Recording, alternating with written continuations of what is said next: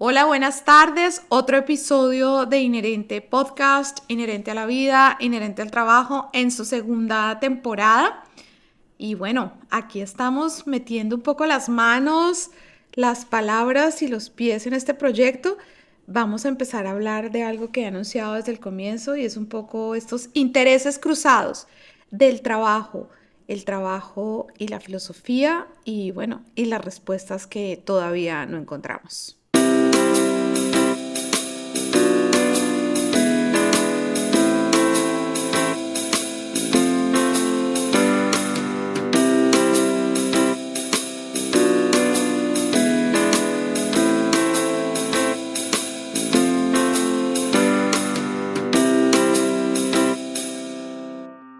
Bueno, desde que empezó este podcast, haberle dado forma y empezar a hablar sin pudor ha sido tal vez lo más difícil y a la vez lo más bello.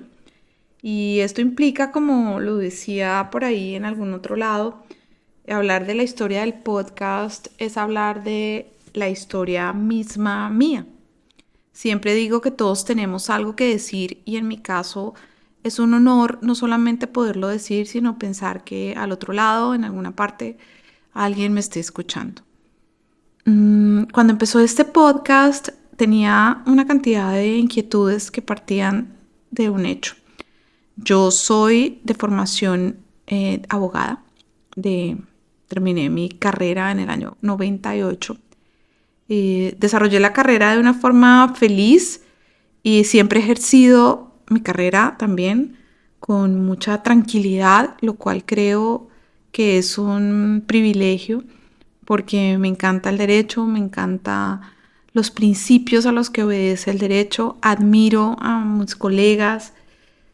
Sin embargo, tengo que decir que un poco esta iniciativa de empezar a hablar surgió precisamente de las respuestas que el derecho nunca me pudo dar y yo creo que nunca me va a dar en relación con la gente. Desde hace mucho tiempo escogí mi especialidad en relación con ese quehacer, el quehacer de todos los días. Trabajar sobre el trabajo y sobre el trabajo de los demás. Por eso el tema laboral se vuelve como cierto tipo de obsesión, de estar pensando y queriendo encontrar respuestas para solucionar inquietudes del trabajo de los demás, de mi propio trabajo, de cómo aplicar las normas, de cómo encontrar respuestas en temas que se cruzan con la economía, con la situación política de un país. Y siempre estuvo ahí, como lo dije en alguna oportunidad, ese amante oculto de la filosofía que no estaba muy oculto y que tuve la oportunidad de retomar hace 2 años y que bueno, ya estoy en el último semestre de la maestría, que ha sido toda una experiencia a la cual le dedicaré seguramente otro episodio.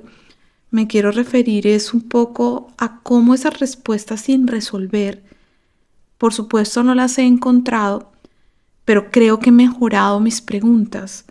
Y en la medida en que uno mejora las preguntas, tiene la posibilidad de reconfortarse un poco y de que lo que uno haga en ese quehacer diario no solamente nos sirva a cada uno en nuestra propia producción, sino le sirva a otros.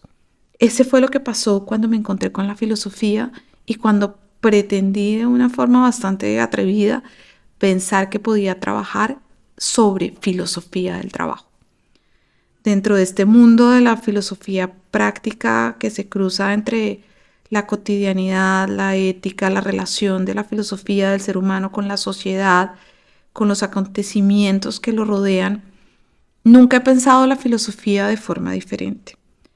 En ese camino me encontré con una autora, la verdad que yo no tenía registro en mi cultura general sobre ella y, y en el momento en que la encontré empecé a encontrar una mejor calidad a mis preguntas. Mis preguntas, antes de hacerle tanta introducción a la autora, estaban enfocadas en tratar de entender por qué en general encontramos un entorno social Y no solamente en nuestro país, en Colombia, para quienes nos escuchan en otros lugares, sino en general en el mundo, el trabajo se volvió una mortificación. Se volvió una mortificación no solamente por las condiciones de supervivencia, no solamente por lo difícil que es ejercer el trabajo en un país como nosotros, como el nuestro, encontrar un trabajo, sino por qué se vuelve complicado ese quehacer, eso que hacemos todos los días y que lo llamamos de formas diferentes, como voy a laborar, voy a trabajar, voy a camellar, voy a darle duro para poder disfrutar más adelante.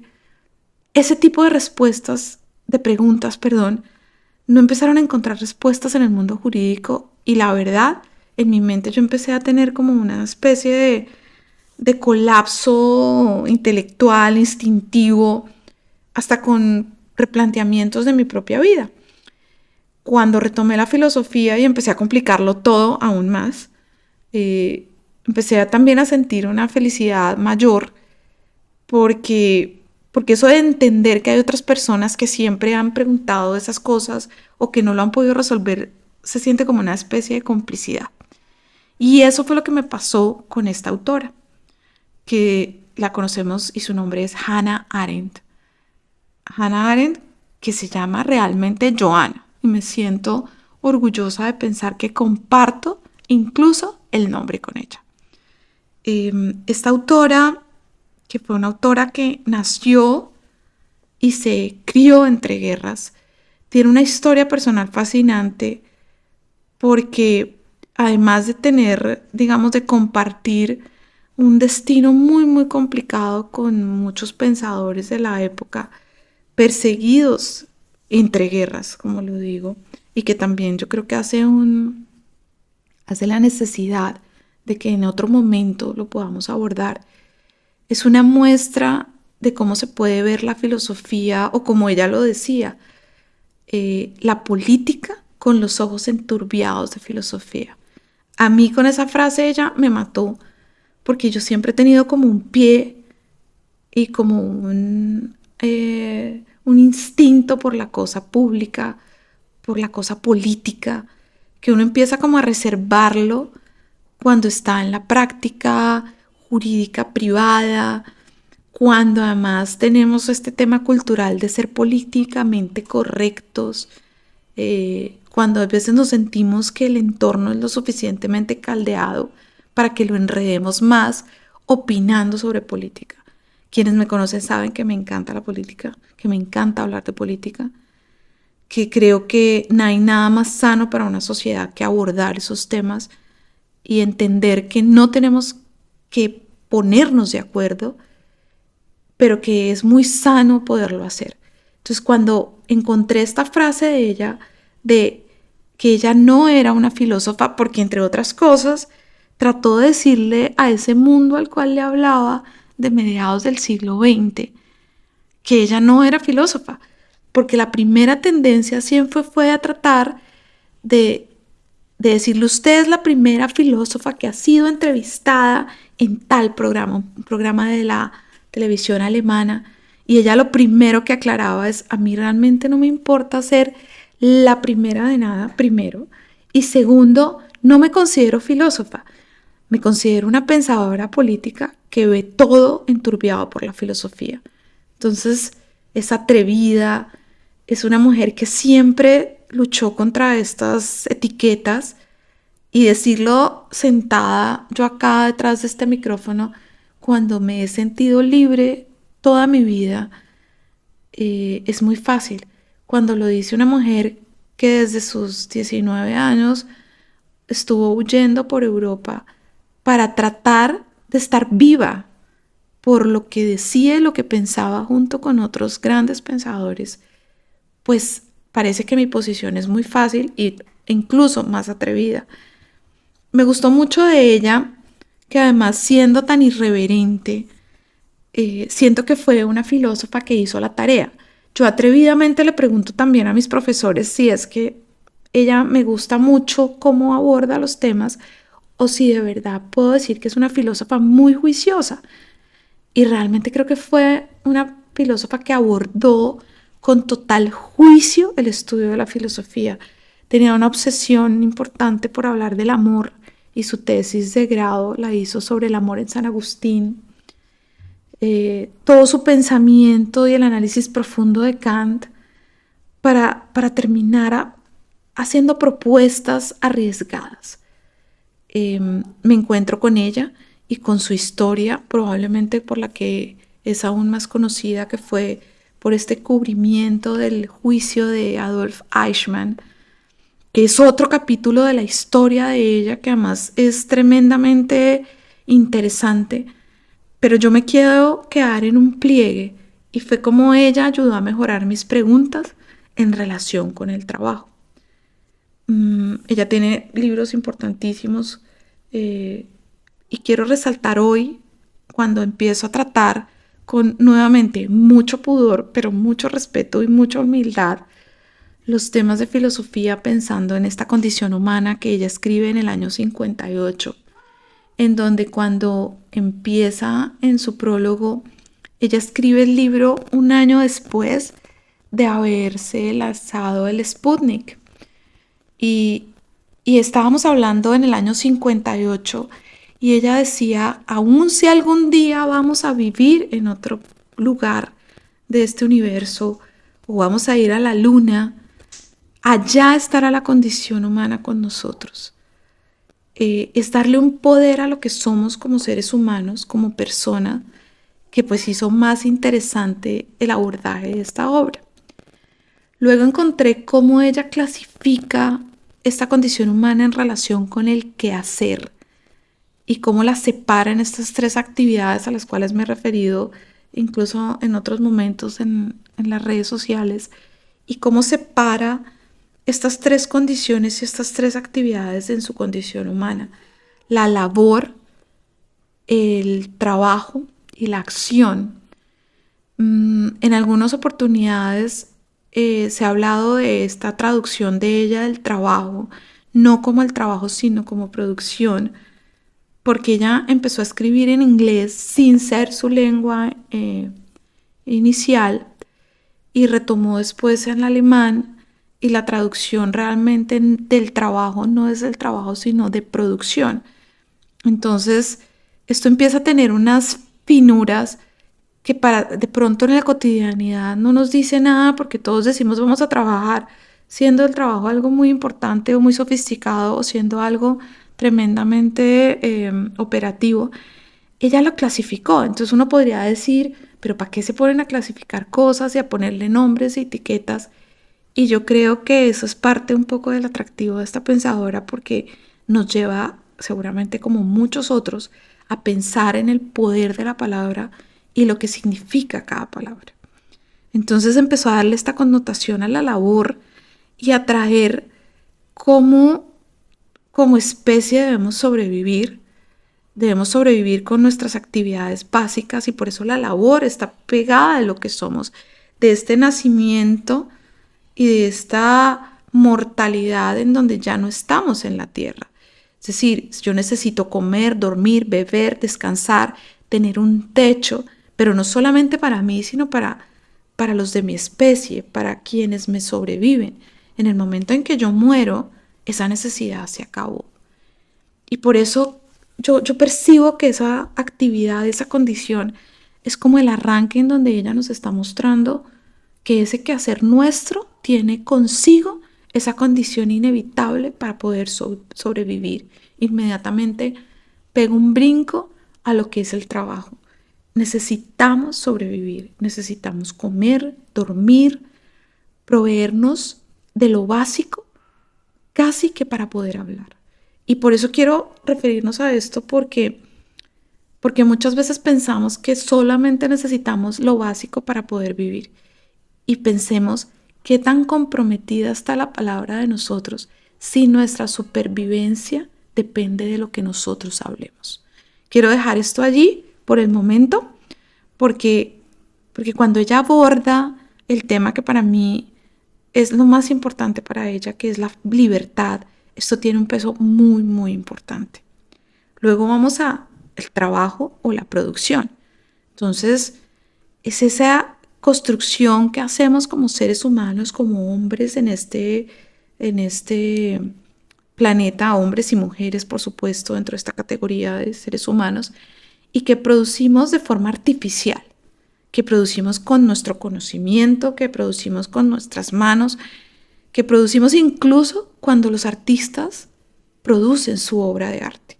No está en el mundo y nos sobrevive, diferente a esa labor que se agota cuando ya no estamos y ya hemos muerto. Esta nos sobrevive.